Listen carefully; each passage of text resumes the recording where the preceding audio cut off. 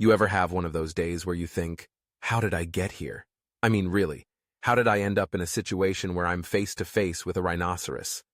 Yeah, you heard me right. A rhino, not a bear, not a crocodile, but a massive, horned beast that could probably crush a car with a single charge. And let me tell you, it wasn't a friendly encounter. So, grab your snacks, settle in, and let me take you through my wild ride of an experience with this prehistoric tank. It all started innocently enough. I was on a nature walk, thinking I was doing something healthy and productive, you know? Fresh air, beautiful trees, maybe a cute squirrel or two. But then, out of nowhere, I hear this deep, guttural sound, like a freight train approaching. My heart dropped. I turned around, and there it was, a rhinoceros, charging straight at me. In that moment, time slowed down. I thought about my life, my choices, and whether I had enough insurance to cover a rhino-related incident. Now, let's talk about the injuries. I mean, you don't just walk away from a rhino attack unscathed. My first encounter with the beast was its horn, sharp, pointy, and not at all forgiving. It caught me right on the side, and I still don't know if I was more shocked or just in excruciating pain. There's a lesson in that, folks. Always be aware of your surroundings.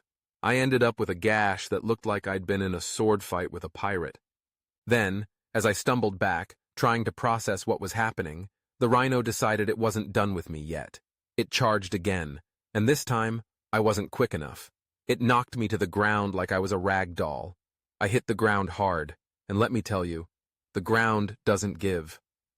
My shoulder took the brunt of the fall, and I felt this sharp pain radiate down my arm. I thought, great, now I'm going to have to explain to my doctor why I've got a rhino-shaped bruise on my body.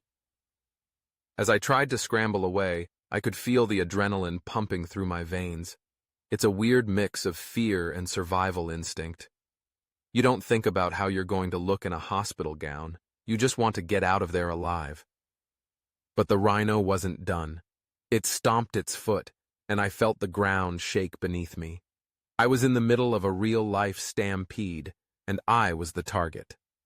After what felt like an eternity, the rhino finally lost interest and wandered off, leaving me a crumpled mess on the ground. I looked down and saw my legs were scraped and bruised, a patchwork of dirt and blood. I couldn't believe it. I had survived a rhinoceros attack, but at what cost? I was pretty sure I'd need more than a Band-Aid for this one. So, there I was, sitting in the dirt, covered in scrapes and bruises, thinking about how I would tell this story.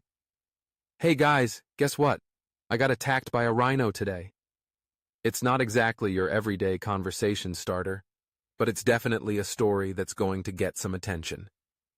In the end, I learned a few things that day.